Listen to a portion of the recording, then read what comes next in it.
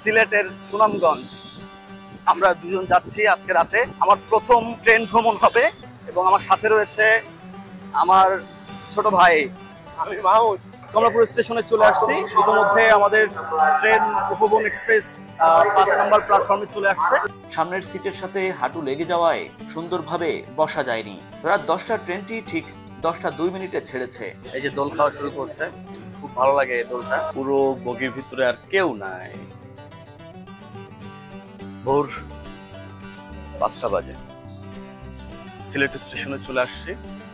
এরপর যখন সুনামগঞ্জ পৌঁছলাম তখন 7:50। ঢাকার মগবাজার থেকে যখন রিক্সা নিয়ে কমলাপুর রেলওয়ে স্টেশনের দিকে যাচ্ছি তখন ঘড়ির কাঁটা বলছে রাত 9:10। সিলেটের উদ্দেশ্যে আমাদের ট্রেন ছাড়ার সময় রাত 10টা। মগবাজার মালিবাগ ফ্লাইওভার ধরে আমরা এগিয়ে যাচ্ছি। জীবনে প্রথমবার সিলেট যাচ্ছি, একই সাথে ট্রেনে দূরপাল্লার ভ্রমণও প্রথমবার। দুইটা এক্সাইটমেন্ট একসাথে কাজ করছে, তাই অন্যরকম অনুভূতি অনুভূত হচ্ছে। ৩৬০ আউলিয়ার দেশ সিলেটের সুনামগঞ্জ। আমরা দুজন যাচ্ছি আজকে রাতে। আমার প্রথম ট্রেন ভ্রমণ হবে, একই সাথে রাত্রে প্রথম ট্রেন ভ্রমণ হবে ঢাকা টু সিলেট। এবং আমার সাথে রয়েছে আমার ছোট ভাই।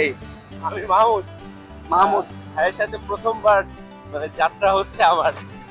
সবচাইতে বড় ব্যাপার হচ্ছে যে আমাদের যে কোনো একটা জায়গায় যাওয়ার সময় আমাদের খুব মজা হয় আর কি। হ্যাঁ, এই জন্য ভাইয়ের সাথে একটা লং ট্যুর দিচ্ছে প্রথমবার। আশা করছি এখন থেকে প্রতিনিয়ত এরকম ট্যুর হবে।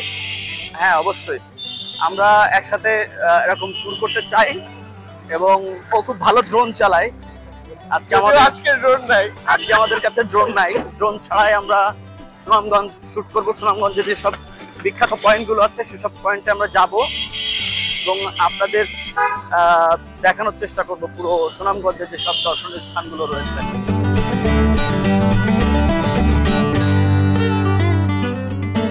রাতের ঢাকা দেখতে কিন্তু অসাধারণ। আপনারা ঢাকায় আসলে রাতের ঢাকা দেখতে বের হতে পারেন, তবে অবশ্যই ঢাকার স্থানীয় কাউকে সাথে নিবেন, না হলে সমস্যা হতে পারে। যাই হোক, রাতের অপরূপ ঢাকা দেখতে দেখতে আমরা 9:40 দিকে পৌঁছে গেলাম কমলাপুর রেলওয়ে স্টেশনে।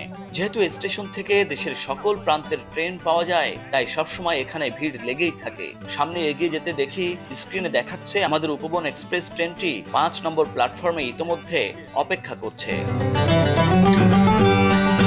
কমলাপুর স্টেশনে চলে আসছি। ইতিমধ্যে আমাদের ট্রেন উপবন এক্সপ্রেস 5 নম্বর প্ল্যাটফর্মে চলে আসছে। আমরা এখন যেতে চাই সেখানে এবং ট্রেনে উঠে আমাদের সিটে বসে আমাদের আসন গ্রহণ করতে চাই আর কি। তো চলেন। স্টেশনটির এই স্থানটি আমার অনেক পছন্দের। একজন গণমাধ্যম কর্মী হওয়ায় প্রফেশনের কারণে এই স্টেশনে বহুবার আসা হয়েছে। এই স্থানটি আমার অনেক ভালো লাগে।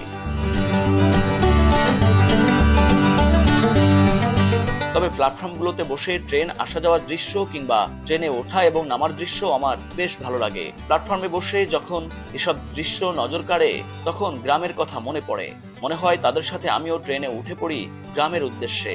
যাই হোক, আজ আর আমার গ্রামে যাচ্ছি না, আজ যাব সিলেটে। মূলত আমরা যাব সিলেটের সুনামগঞ্জে, তবে ট্রেনে করে যাব সিলেট পর্যন্ত, আর সেখান থেকে অন্য বাহনে করে যাব সুনামগঞ্জ। আমরা আসার আগে আমাদের ট্রেন চলে এসেছে প্ল্যাটফর্মে। আমরা চিন্তা করছিলাম যে আমরা দেরি করে ফেলে কিনা, রাস্তা অনেক জ্যাম ছিল। তো আমরা এসে দেখি ইতিমধ্যে উপবন এক্সপ্রেস প্ল্যাটফর্ম 5 নম্বর প্ল্যাটফর্মে এসে দাঁড়িয়েছে। ফেব্রুয়ারির মাঝামাঝি সময় হওয়ায় আমরা নন এসিতে টিকিট কেটেছি। তো আমাদের বগি হচ্ছে বরগত জ। ট্রেনে উঠে পড়ি। ট্রেনের ইন্টেরিয়রটা দারুণ, তবে 2 সিটের মাঝে দূরত্ব কম থাকায় বসতে অসুবিধা হয়েছে। সামনের সিটের সাথে হাঁটু লেগে যাওয়ায় সুন্দরভাবে বসা যায়নি। রাত 10টার ট্রেনটি ঠিক 10:02 ছেড়েছে। প্ল্যাটফর্ম থেকে বিদায় নিচ্ছে উপবন এক্সপ্রেস, সাথে যাচ্ছি আমরাও। এই যে দোল খাওয়া শুরু করছে, খুব ভালো লাগে এই দোলটা। ট্রেনের এই জার্নিটা ফিল হয় অনেক ভালো, মানে স্বাস্থ্যকর একটা জার্নি। সারা রাত জার্নি করলেও যে ক্লান্তিটা সেটি বোঝা যায় না। ট্রেনটি সিলেট স্টেশনে এসে দাঁড়িয়েছে। পুরো বগির ভিতরে আর কেউ নাই, সবাই নেমে গেছে। এখন নামবো।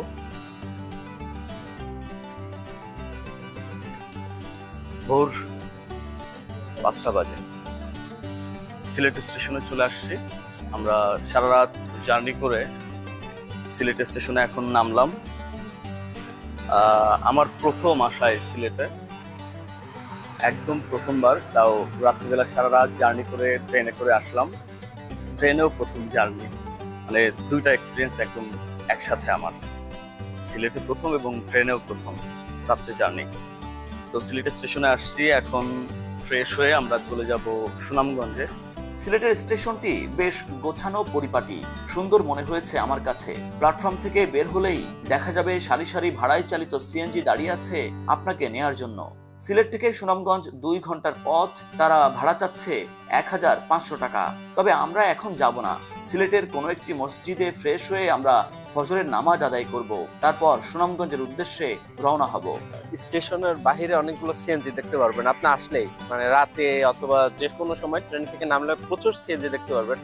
এই সিএনজি গুলোর সাথে কিন্তু আপনার অবশ্যই এসে ভাড়াগুলো মানে দাম দর করে নিতে হবে, হ্যাঁ, কারণ এখানে আপনাকে সব সময় কিন্তু এখানে একটা সিন্ডিকেট আছে এবং হচ্ছে এরা সব সময় আপনাকে হাতে ফেরানোর চেষ্টা করবে। সিলেটের কেন্দ্রীয় বাস টার্মিনাল এটি। একজন আমাদেরকে বলল টার্মিনালের মধ্যে একটি মসজিদ আছে, আমরা যাচ্ছি সেদিকে। চারপাশে বাস আর বাস, তার মধ্য দিয়ে যাচ্ছি আমরা।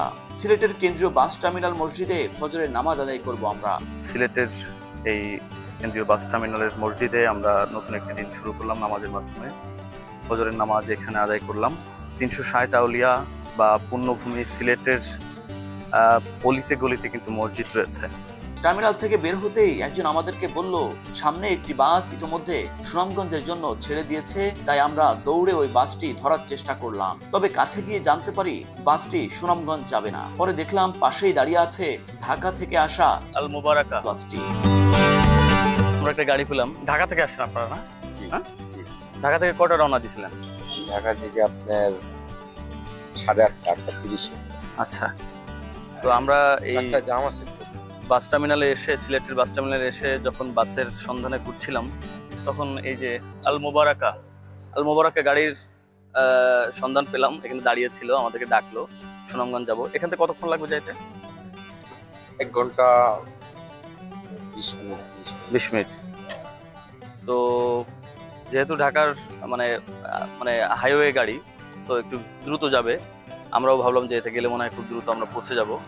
যদিও আপনারা যারা আসবেন এরকম যদি পান, তাহলে সকাল সকাল এই গাড়িতে উঠে চলে যাবেন। আর না হলে এরপরে যদি এখানকার যে লোকাল আন্তঃজেলা বাসগুলো আছে সেগুলো একটু ধীরে যায় বা একটু সময় নেয়, টাকা বেশি নিলেও আশা করি এরকম হাইওয়ের বা মানে ঢাকার যে গাড়িগুলো আছে সেই গাড়িগুলোতে যাওয়ার চেষ্টা করবেন। এরপর রওনা দিলাম আমরা। ঘড়ির কাঁটায় তখন সকাল 6:05। সূর্য ওঠার আগেই জেগে ওঠা প্রকৃতি দেখতে দেখতে ঘুমিয়ে পড়লাম কিছুক্ষণের জন্য।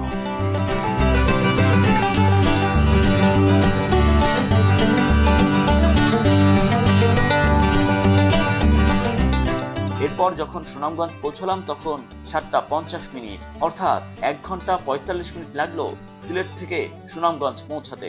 এবার আমরা সকালের নাস্তা সেরে নেব। বাসটি যেখানে আমাদেরকে নামিয়ে দিল তার পাশেই বিখ্যাত পানসি হোটেল দেখে অন্য হোটেল খোঁজার জন্য আমাদের আর কষ্ট করতে হলো না। হোটেলে ফ্রেশ হয়ে নাস্তা সেরে নিয়ে রওনা হব শিমুল বাগান, বারিক্কা টিলা, জাদুকাটা নদী ও স্বচ্ছ পানির লেক নীলাদ্রির দিকে। একটু ফ্রেশ হওয়ার চেষ্টা করলাম। বিখ্যাত নিহারি দিয়ে পানসি হোটেলের সকালের নাস্তা ও সিলেট অঞ্চলের আতিথেয়তার গল্প থাকছে পরের পর্বে।